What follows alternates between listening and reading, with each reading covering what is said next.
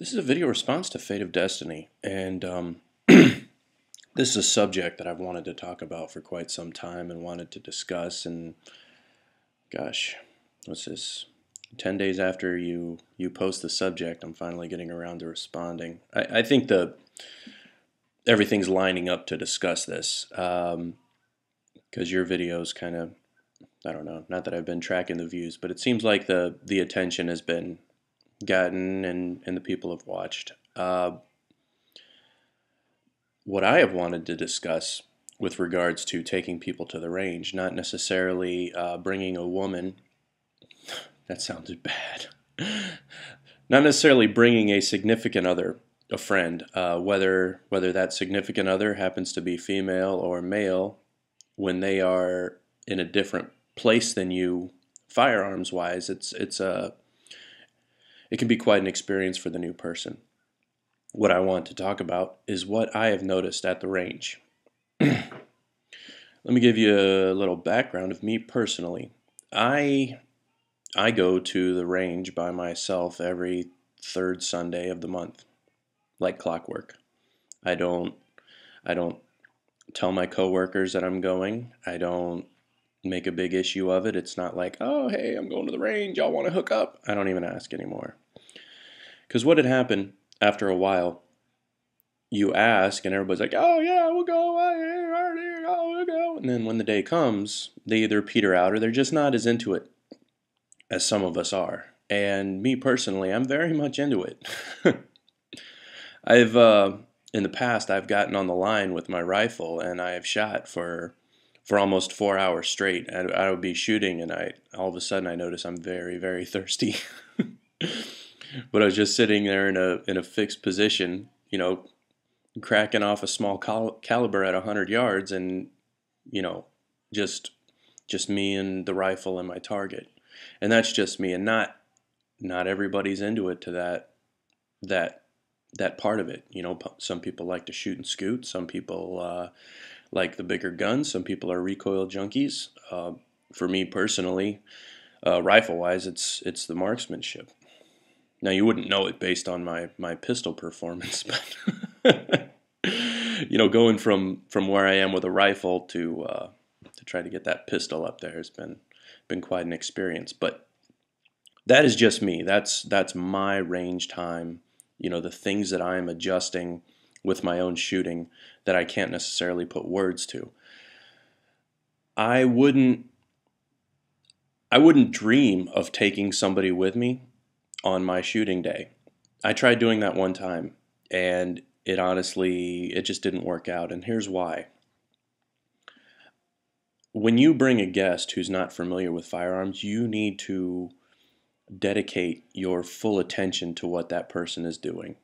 Don't get 2 lanes and give them your spare gun and let them just shoot all willy-nilly or not shoot at all. Give them your full attention.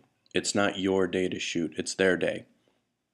If they want to see you shoot a couple of times, that's just fine. If they want you to shoot first, that's fine as well.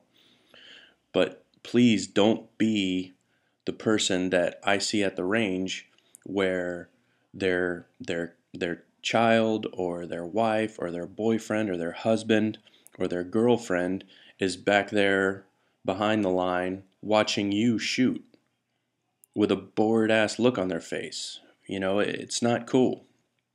And if you bring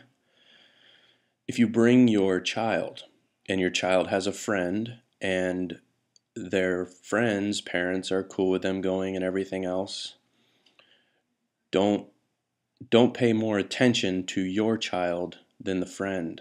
I've seen that as well. And you end up with a situation where somebody's left out. And that's not cool. Make your guests one at a time so you can dedicate that attention to bring that safety and a little bit of that comfort. When I brought friends to the range, there's been a couple things that we take for granted shooting all the time that I didn't even realize. When a bunch of firearms are going off, let's say you have 50 weapons on the line and they're all shooting.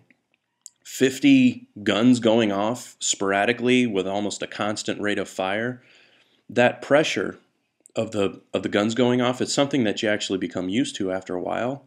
But for somebody who's not used to it, it is a sensory bombardment that you need to appreciate. And you also need to pay attention to your guest. And when they become tired from that sensory bombardment, then don't continue to drag it out. Be very cautious when they start to shake or other little tells.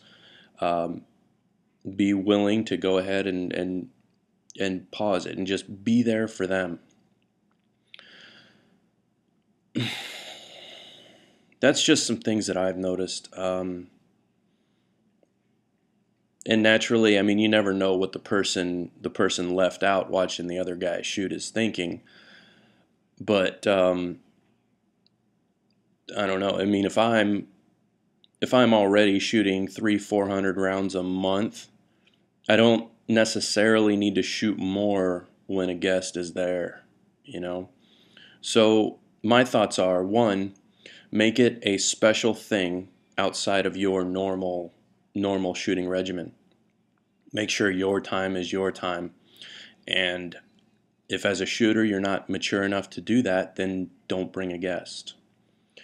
Because in a lot of cases, people have their own notions of a firearm, and if you take somebody shooting and they get some slide bite, that is the last thing you want to do. You don't need you don't go out there to make your guest bleed or to watch their shock when they have fun. You know, let them hit those bullseyes and let them have their enjoyment. And when you see them losing interest, that's when it's time to back off.